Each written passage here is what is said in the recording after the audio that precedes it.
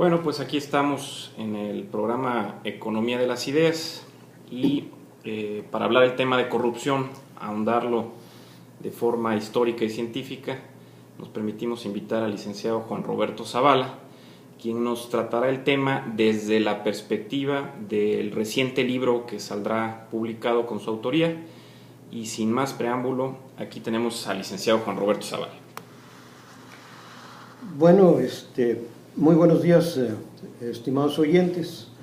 Primero que nada, quiero agradecer a Radio D esta cordial invitación y a mi amigo, el maestro Rodrigo Soto, que es el conductor del programa, y felicitarlos porque a través de él están llevando la cultura y el conocimiento de la ciencia y la tecnología a una cantidad importante de oyentes. Efectivamente,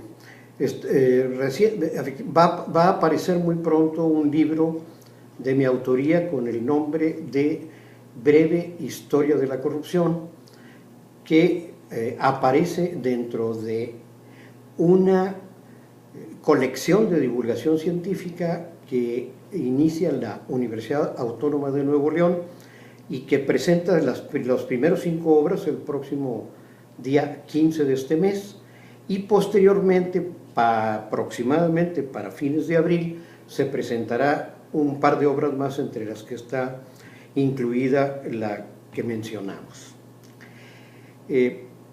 Es importante el tema de la corrupción y nos dio mucho gusto que se nos hubiese planteado la posibilidad de que dentro de esa colección de divulgación científica se tomara a la historia, es decir, que cabe dentro de las ciencias sociales o está dentro de las ciencias sociales, y que se nos permitiera escoger el tema que es el de la corrupción, que dada su importancia en la actualidad y que dado que este fenómeno empobrece a una parte de la población de muchos países de África, de Latinoamérica y de parte de Asia, lo podamos tocar en esta obra.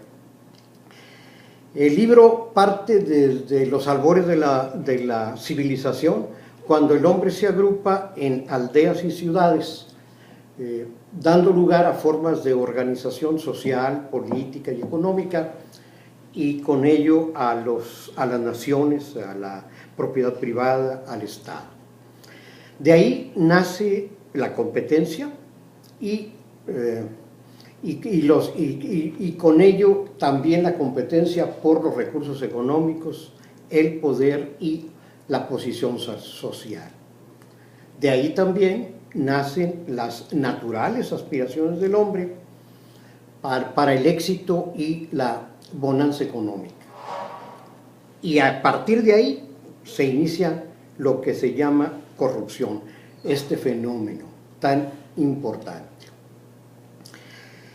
Antes de pasar al aspecto histórico, quisiéramos tocar algo, un concepto que desde hace aproximadamente unos 10 años se ha venido manejando,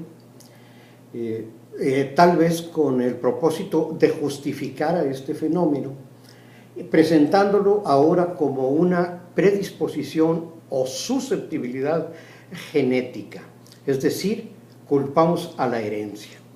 Nosotros no estamos de acuerdo con esa tesis porque en la corrupción tiene 2 elementos. Uno, que es el conocimiento. Nosotros sabemos qué es bueno y qué es malo. Sabemos que si tomamos algo que no es de nosotros, lo estamos haciendo incorrectamente. Y el otro gran elemento de la corrupción es la voluntad. A pesar de que sabemos que es incorrecto, como quiera lo hacemos. Esta es la razón por la que nosotros no estamos de acuerdo con eso, porque si así fuese, estaríamos culpando por la herencia a nuestros padres, a nuestros abuelos o a las generaciones muy anteriores. Pero ya hablando sobre la historia de la corrupción y sobre todo de sus primeras manifestaciones, habría que recordar que algunos autores cristianos sitúan este inicio cuando en el paraíso Eva le ofrece a Adán la manzana, que es tomada del árbol del bien y el mal, y entonces son castigados por ello. Ahí sí hubo, por ese acto de corrupción, por ese acto, un verdadero castigo, una sanción. Pero ya desde el punto de vista de la historiografía, el primer relato escrito que conocemos sobre corrupción se da en Sumeria. Todos recordamos que Sumeria es, para algunos autores, la civilización más antigua sobre la Tierra, y a ella se le atribuye la invención de la rueda, la invención de unos jeroglíficos que más adelante se transformarán en escritura cuneiforme. Muy bien, el relato de que hablamos se refiere a una serie de cuestiones que se presentan respecto a los alumnos de esa época, aproximadamente 2000 años antes de Cristo. Y se relata que un alumno llega a su casa y le dice a sus padres que el maestro le acababa de dar unos latigazos muy numerosos y muy fuertes. Los padres le preguntan, ¿por qué te los dio? Bueno, pues porque falté 2 o 3 días y porque además no cumplí con mis tareas. Los padres invitan al maestro a comer a la casa. Al llegar le regalan un traje, una especie de caftán, como se destinaban entonces, un anillo de oro. Lo sientan en el lugar preferente, es decir, en la cabecera de la mesa, que entonces era un honor, y le sirven las mejores viandas y los mejores vinos. Al término de la comida y al fin maestro toma la palabra y le agradece a los padres de familia, a los padres de su alumno, la invitación que le hicieron, y se refiere al alumno diciéndole, y tú siempre has cumplido con todos tus deberes, me has entregado todo a tiempo y además nunca has faltado. Por lo tanto, yo te auguro un éxito en tu vida. Este es el primer relato conocido, escrito, de una corrupción aproximadamente, como lo dijimos, 2000 años antes de Cristo. Más adelante en Egipto también hay muchas referencias a la corrupción, solamente por mencionar alguna. Está escrito que los problemas que tuvo un funcionario del faraón cuando lo descubrieron que recibía sobornos para permitir que profanadores de las tumbas entraran a llevarse pues lo que se encontraba en las tumbas y darle un porcentaje a él. Siguiendo a través de la historia, llegando a Grecia, en Grecia hay mucho menos corrupción, pero sí existen todavía algunos actos, pero ahí se destaca en la obra algo que es anticorrupción, es decir, el pasaje que todos conocemos de Sócrates, que fue acusado de corrupción, de corruptor de la juventud, corruptor en el sentido de las ideas, por supuesto, porque les hablaba a los jóvenes en los mercados y en las plazas, y se les sentenció a muerte, tomándose la cicuta, que era el veneno preferido y el más fuerte de esa época. Amigos de Sócrates le dicen que no cumpla con esa sentencia, que se escape, que lo ayudan a llevarlo fuera de ahí, y él se rehúsa diciendo que la ley se debe de cumplir porque esa es la verdad legal. Y entonces toma la cicuta y muere. De ahí pasamos a Roma, del imperio que dura aproximadamente 500 años, y durante los primeros 100 años o 150 años del imperio, los romanos eran unos hombres honestos a carta cabal, dedicados al ejercicio intelectual y físico, y por eso logran tener el imperio que tuvieron. Se empieza a corromper y en la época del emperador Octavio aprieta nuevamente las tuercas para que entre de nuevo al carril. Y vuelve entonces el imperio a caminar adecuadamente desde el punto de vista administrativo. Sin embargo, ya aproximadamente en el año 100 después de Cristo empieza a degradarse muy fuerte y la vida diaria de los romanos a partir de entonces está llena de actos de corrupción. Por ejemplo, para obtener un puesto público se tenía que entregar una cantidad a los funcionarios a través de otras personas, pero son numerosos los actos de corrupción. De ahí la humanidad entra a ese periodo que conocemos como Edad Media, y un periodo místico en que el hombre abandona la ciudad, se olvida de los conocimientos que tenían de griegos y romanos y se dedican en un aspecto místico a orar. Durante los primeros años de la Edad Media, y dado que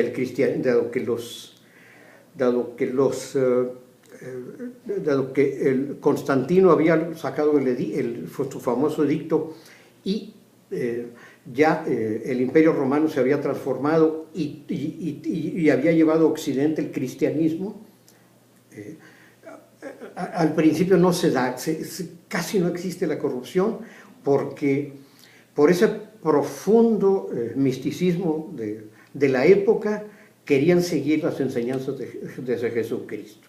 Sin embargo, avanza esta Edad Media, y entonces los señores feudales, sobre todo en la Alta Edad Media, empiezan de nuevo a cometer muchos actos en contra de sus propios siervos, y la Iglesia Católica empieza también con una serie de corruptelas fuertísimas, como el hecho de que los obispados, los arzobispados, aún los propios curatos se vendían al mejor postor. Pero en esa época, durante toda la Edad Media, el acto de corrupción más conocido y el más importante fue el que la Iglesia vendía el cielo. Es decir, se vendían indulgencias a las personas diciéndoles que por cierto número de indulgencias se les perdonaban los pecados. Por lo tanto, la gente estaba convencida, porque creían en la Iglesia, bueno, pues de que no se irían al infierno, que se ganarían el cielo porque serían perdonados todos sus pecados.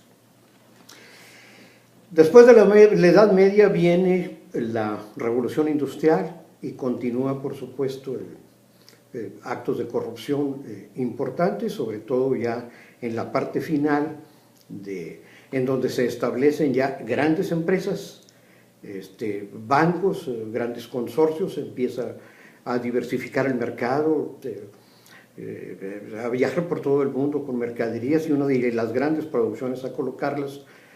Y entonces ya hay una nueva maraña de intereses de corrupción que se da entre banqueros, industriales, comerciantes, funcionarios, eclesiásticos. Es decir, ya es diferente esta corrupción, es una corrupción más educada. En la época contemporánea, y dado los niveles educativos que tiene ya la población, que ha tenido la población, a partir sobre todo de mediados del siglo XX, o desde a principios del siglo XX, y sobre todo la gran información que contamos, la corrupción se ha vuelto una corrupción más culta, una corrupción más educada, es decir, más inteligente. Y entonces se tienen que tomar medidas.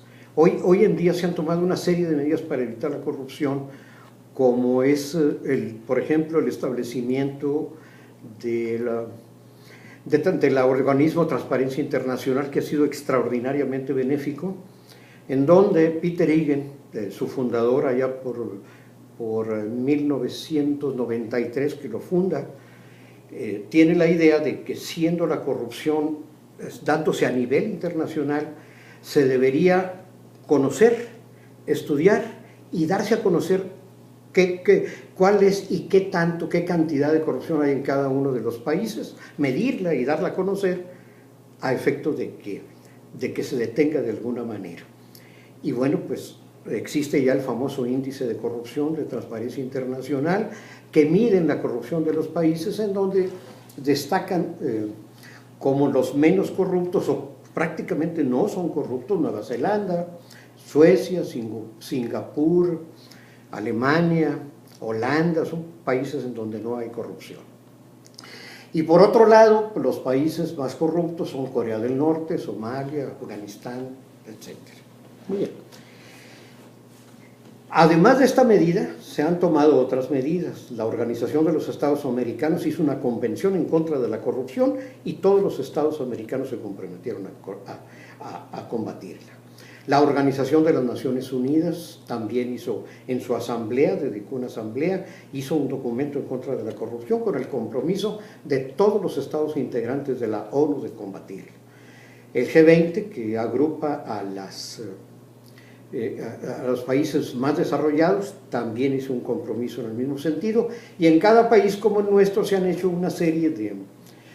tomado una serie de medidas y se han hecho leyes para combatirlas, leyes contra el lavado de dinero, innumerables leyes. Sin embargo, a pesar de todas estas medidas, la corrupción continúa de una manera muy importante, especialmente en África, Latinoamérica y en parte de Asia. Queda pues preguntarnos cómo la combatimos. Si pensamos nosotros que hay dos caminos. Uno es el convencimiento propio y nuestra conducta ante los demás, como un ejemplo tanto dentro de la familia como hacia el resto de la sociedad, es decir, dar el ejemplo, tener una vida correcta, una vida de no corrupción. Y por otro lado, la sanción, es decir, evitar la impunidad. La impunidad es, por supuesto, la aliada más importante de la corrupción. Si no existe la posibilidad de que me sancionen, entonces es muy probable que yo realice actos corruptos. Con esto pues termino. Espero no haberlos cansado. Les agradezco a los radioescuchas la paciencia que han tenido, y a la UDEM y a mi amigo Rodrigo Soto la oportunidad que me han dado de estar con ustedes. Muy bien, pues muchas gracias, licenciado, por su colaboración, muy interesante, y nos vemos en la siguiente para invitarlo en otra más. Muy amable, gracias.